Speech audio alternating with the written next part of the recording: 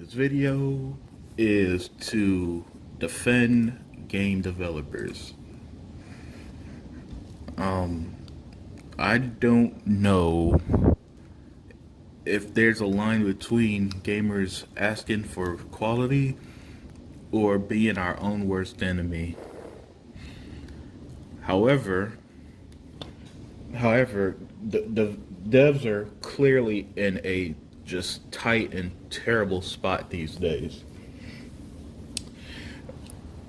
So, game development is extremely expensive and extremely time consuming. I don't think people understand how expensive and time consuming these games are. I'm kind of beating a dead horse here, but I just got to point to the seventh generation of all the publishers and developers we lost during the HD era, where hitting the 4K era, or even 4K 60 could be the standard. That is a lot to deal with. That's so games are just now even more expensive. I don't know if we're going to see a price increase or not, but let's assume that there is no price increase, right? So they're more expensive, selling at the same amount, which means that games need to sell even more than ever to be considered successful.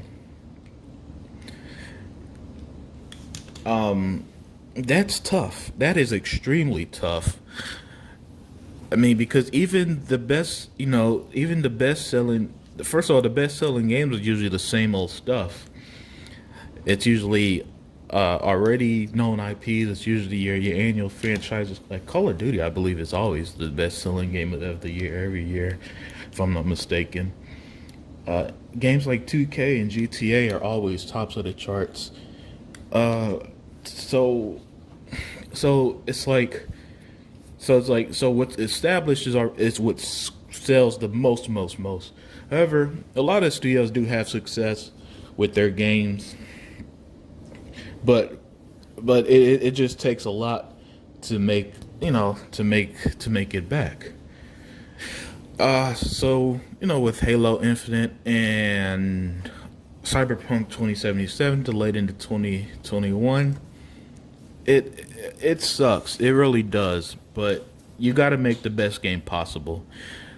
Devs used to show gameplay early, but gamers were complaining, and that's why devs now, you notice that there's less gameplay being shown, and they'll show trailers most times, and then gameplay closer to launch, sometimes significantly closer to launch. And the reason for that, is because some games have died, basically. Some games has died, basically, and just from looking bad due to the gameplay. Gamers are not the type to keep quiet, and I do think most devs want their games to be good. This ain't EA forcing the stupid ass my ultimate team on their football game or their soccer game or none of that, right? And then, however, okay, so I say all that to say this. Give devs a break, y'all. There's going to be a lot of clickbait article, especially towards 343 and Halo Infinite. They're going to get most of the hate. I can't see Cyberpunk getting any criticism for the delay, but Halo is definitely going to get it. It's definitely going to get it. But I say, hey, let them make the best game possible. People have even commented on my videos that Halo Infinite didn't look good. I didn't. I enjoyed it, but people didn't. So let them fix that.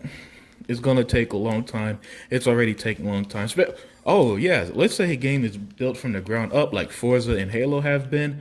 That's even gonna take longer. Look, it's not. I keep saying it's not the '90s anymore. You can't make a game a year and its quality. At minimum, you need 3 years, but it's looking like it's even longer than that, as these games are being worked on for 4 or 5 years to be good.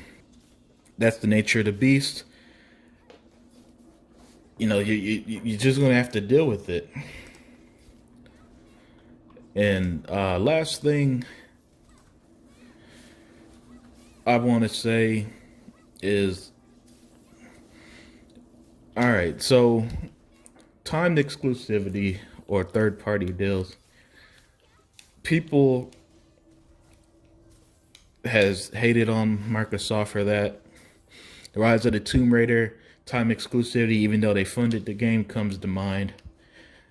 So now that Halo's delayed, people are mad that Xbox didn't do similar deals. It's one of those things I throw my hands up at some of the things gamers get mad at.